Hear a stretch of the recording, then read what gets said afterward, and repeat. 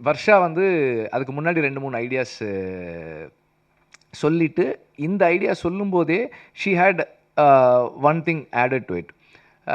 இந்த மாதிரி இது நாங்கள் செட் பண்ணிட்டோம், project is set, Amazon is doing it sir.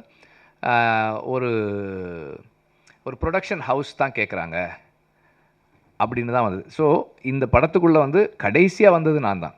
So கடைசியாக வந்து சேர்ந்தது நான் தான். எல்லாமே more or less it was all set. அவங்க வந்து ஸ்கிரிப்ட் ஓகே பண்ணிட்டாங்க, ப்ராஜெக்ட் ரோல் ஆக போகுது.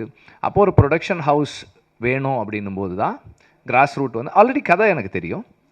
ஆனால் இந்த ப்ரொடக்ஷனுக்குள்ளே நான் வர்றது அப்படின்றது கடைசியாக தான் நாங்கள் வந்தோம். இப்போ எல்லாமே செட் பண்ணியாச்சு. ஒரு ப்ரொடக்ஷன் ஹவுஸ் வேணும் அப்படின்னும் போது ஐ ரெடிலி செட் ஓகே, கிராஸ் ரூட்டே அந்த ப்ரொடக்ஷன் ஹவுஸாக இருக்கட்டும். அதுக்கப்புறமா வந்து சில காரணங்களால் Amazon did not take it forward. அவங்க அந்த நேரத்தில் நிறைய சேஞ்சஸ் பண்ணதால் அது எடுத்துகிட்டு போகலை. தென் அனுராக் வந்து அப்போது இங்கே சென்னைக்கு வந்திருந்தார்.